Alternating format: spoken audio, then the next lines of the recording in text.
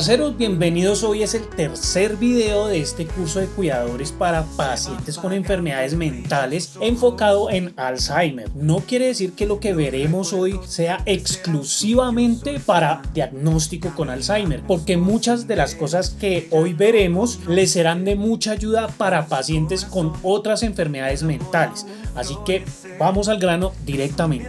Silencioso, una sombra que avanza, pero cada paso a su lado. Hoy vamos a ver los dos grandes tipos de tratamientos y en lo personal prestaría especialmente atención al segundo tipo de tratamiento que les voy a decir. Ya en un ratico les voy a hablar de eso. Entonces, lo primero, bueno, como siempre aquí tengo mis apuntes, es bastante información la que tengo para compartirles, entonces trato de apoyarme un poco en apuntes y cositas que he investigado. Lo primero, ¿qué tipos de tratamiento existen? De momento la enfermedad de Alzheimer es incurable y sigue su curso progresivo, y muchas de las enfermedades mentales realmente son incurables. Son manejables, sí, y controlables en muchos de los casos, pero con unos tratamientos adecuados, y estos permiten llevar una vida, digamos que entre comillas, plena y funcional. Entre las enfermedades mentales que pueden ser catalogadas como tratables podemos encontrar, por ejemplo, enfermedades como trastornos de ansiedad, enfermedades como depresión, enfermedades como el trastorno obsesivo compulsivo, enfermedades como trastornos por uso de sustancias psicoactivas u otro tipo de sustancias, enfermedades mentales como trastornos por estrés postraumático, enfermedades por ejemplo como trastorno del pánico, enfermedades como trastorno del estado de ánimo, o también como lo conocemos comúnmente como trastorno bipolar, y algunas fobias específicas que podemos tener en nuestra cabeza. Pero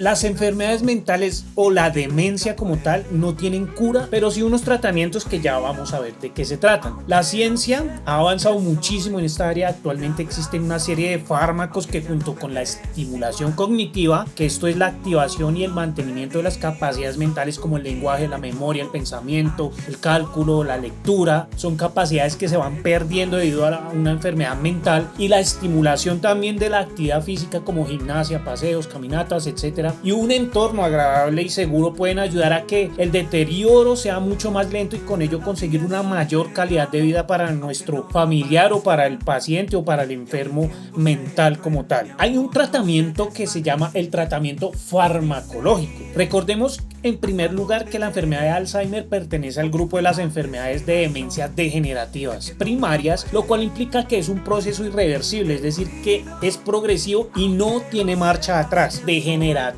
y al día de hoy no hay una cura para eso. En cuanto a medicamentos, es importantísimo entender y métanse en la cabeza que esta área le corresponde única y exclusivamente a los médicos. ¿Para qué? Para que puedan manejar y controlar los medicamentos, y existen básicamente dos categorías claras de fármacos para el manejo de específicamente esta enfermedad de Alzheimer, que son las que les voy a decir. Entonces están las drogas modificadoras de la enfermedad y las drogas de terapia coadyuvante. Entonces los medicamentos modificadores procuran enlentecer el avance o la progresión de la enfermedad, es decir, que lo pausan. No es que lo pausen definitivamente, sino que lo hacen un poco más lento el avance de esta enfermedad. El uso de estos medicamentos está aprobado para pacientes con demencia tipo Alzheimer en estados leves a moderados, aunque cada vez surgen nuevas evidencias de aplicación para tratar otros tipos de deterioros cognitivos. En el mercado hoy en día se encuentran muchas opciones, las cuales les voy a leer aquí desde mis notas, desde mis memorias. Entonces tenemos el tipo de medicamento y la etapa de la enfermedad de Alzheimer. Está el donepezilo, que está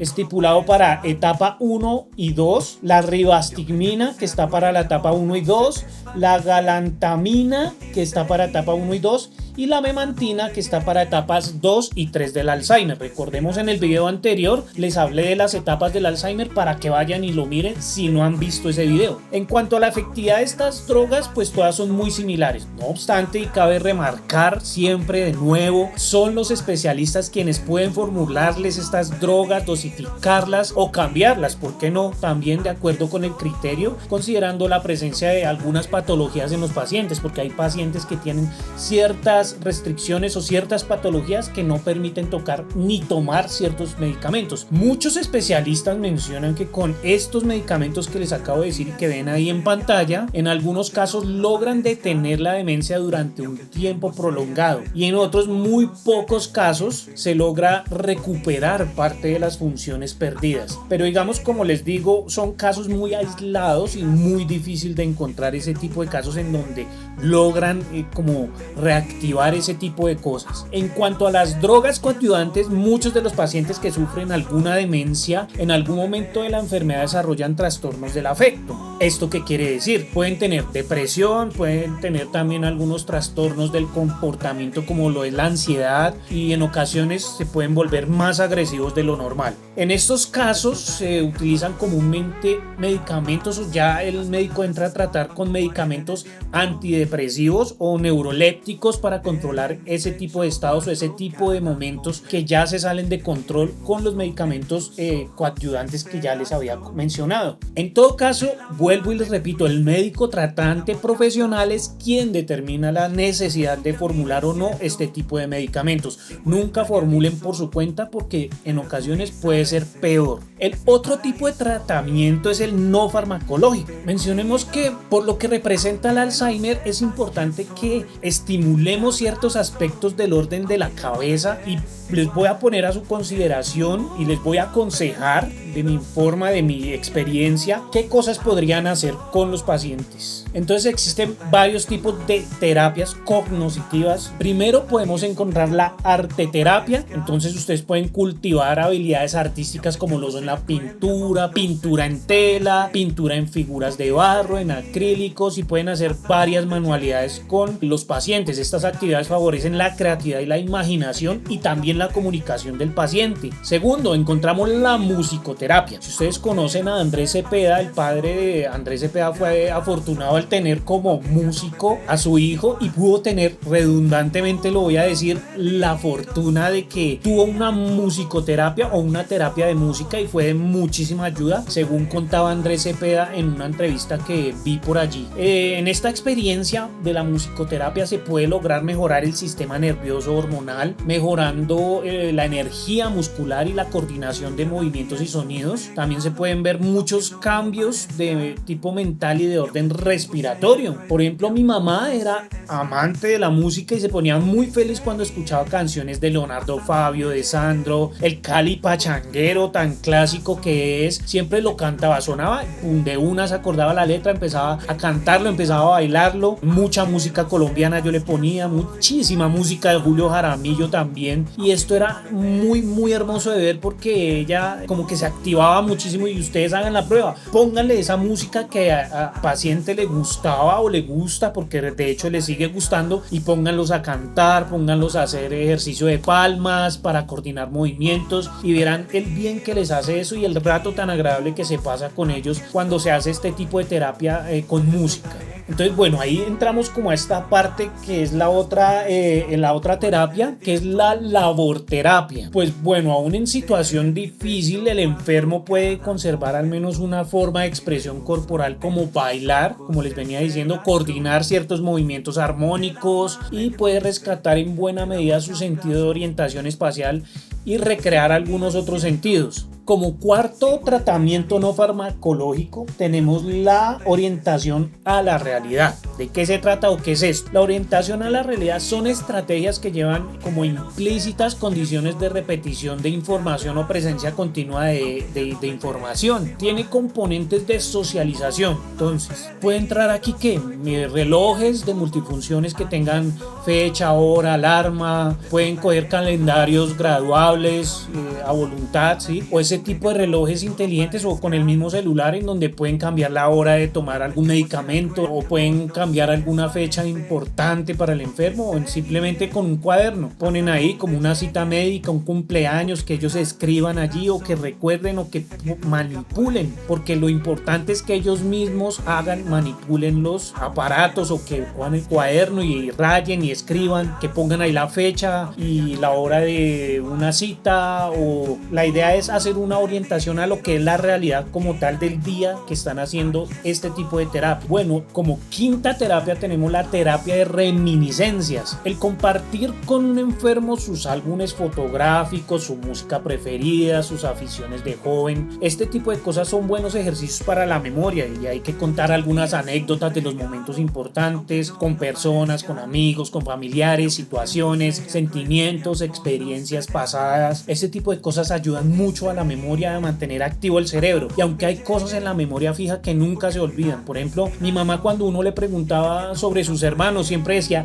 como un relojito y nunca se le olvidaba: mis hermanos son 6, Jorge, Alba, Gloria, Patricia, Lía, Estela y Beatriz Elena. ¿Sí? Eso era ya mecánico y eso nunca se le olvidaba, aunque pues ella se incluía allí mismo entre sus hermanos. Hay que estimularle ese tipo de cosas y a esto se le llama reminiscencia. Como sexta actividad tenemos la psicomotricidad. Esto se refiere a ejercicios, movimientos o deportes, ojo con esto, ya les voy a decir por qué, que tienden a mejorar como el dominio del cuerpo, la extensión, la relajación, así como fomentar la comunicación tanto con sus cuidadores, que son ustedes, y tanto su calidad de comunicación y percepción de las personas y objetos alrededor, ya como asentarlos a la realidad como tal. Por ejemplo, yo le ponía a mi mamá en el televisor algunos videos que hay aquí en YouTube que hacían unas rutinas de ejercicios para adulto mayor. Yo y ella nos poníamos allí frente al televisor y poníamos estos videos. Pues no solamente les sirve a ustedes como cuidadores para que se ejerciten un poco, sino que también a ellos les va a servir muchísimo. Toda esta terapia de psicomotricidad conlleva al mejoramiento del tono muscular porque ellos van perdiendo mucha masa muscular, ayudan a la frecuencia cardíaca, al estado de ánimo, a que suba el apetito, que el ritmo de sueño se recupere, y eso son algunas de las cosas que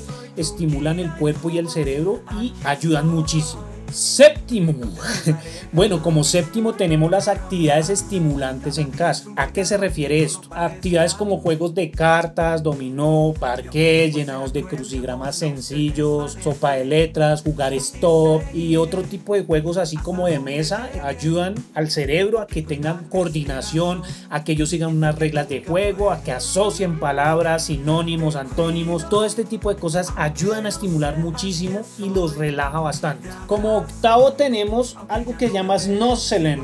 Creo que lo pronuncié bien, pero bueno, ¿esto qué quiere decir? Eso se refiere a un tipo de estimulación multisensorial: tocar, escuchar, ver, oler, probar, degustar, si ya lo dije. A ver, les explico. Normalmente esto es como estar en una habitación o en la mesa del comedor, pueden hacerlo, ponen musiquita suave, musiquita que a ellos les guste, pero a bajito volumen, ponen algunos aromas, porque recordemos que los olores también traen recuerdos inmediatos al cerebro, colocan allí objetos texturizados, si tienen luces, pues juegan con luces, con el celular, con ese tipo de cosas, luces de color, con alimentos que a ellos les gusta mucho, le dan entonces a probar y le ponen a palpar cosas, texturas, para que ellos sepan qué es lo que están haciendo y que estimulen mucho, y el paciente va a recordar cada cosa y hacerlo repetitivo. Por ejemplo, le muestran una luz. Yo tenía esta, les voy a enseñar. Esta luz la conseguí en un sitio que no voy a decir cuál es, pero ahí está. Es una luz que me costó 14,000 pesos, pero lo que yo hacía era ponerla, prenderla, es un control remoto, prenden ahí la luz y tiene varios colores. Esto se puede graduar por rojo, verde, azul, tiene amarillo, tiene muchísimos colores. Entonces ustedes le ponen la luz y le dicen ponga la luz en color verde, entonces ellos lo que hacen es cambian con el control remoto de acuerdo al color y va cambiando la luz, lo que hace la sensibilidad visual y el color. Y por ejemplo ponen algún aroma que indique, por ejemplo, el verde. ¿Qué color es este? Verde. Entonces ya, verde, ¿qué fruta hay de color verde? Limón, le ponen a oler un limón. De color naranja, le ponen una naranja.